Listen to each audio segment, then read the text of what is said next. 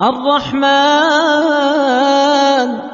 علم القرآن خلق الإنسان علمه البيان الشمس والقمر بحسبان والنجم والشجر يسجدان والسماء رفعها ووضع الميزان ألا تطغوا في الميزان وأقيموا الوزن بالقسط ولا تخسروا الميزان والأرض وضعها للأنام فيها فاكهة والنخل ذات الأكمام والحب ذو العصف والريحان فبأي آلاء ربكما تكذبان خلق الإنسان من صلصال كالفخار وخلق الجان من مارج من نار فبأي آلاء ربكما تكذبان رب المشرقين ورب المغربين فبأي آلاء ربكما تكذبان مرج البحرين يلتقيان بينهما برزخ لا يبغيان فبأي آلاء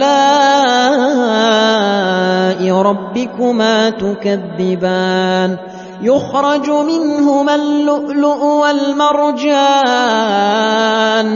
فبأي آلاء ربكما تكذبان وله الجوار المنشآت في البحر كالأعلام فبأي آلاء ربكما تكذبان كل من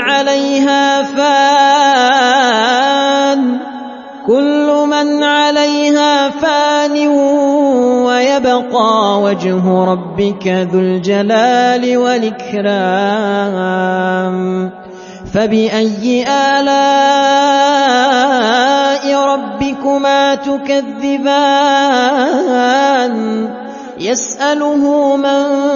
في السماوات والأرض كل يوم هو في شأن فبأي آلاء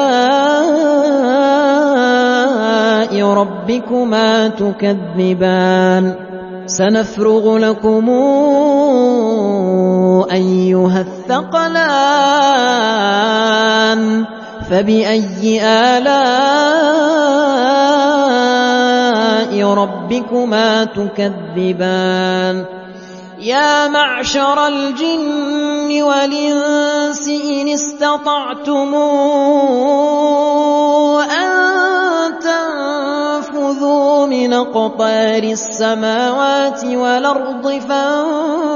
فانفذوا لا تنفذون إلا بسلطان فبأي آلاء ربكما تكذبان يرسل عليكما شواظ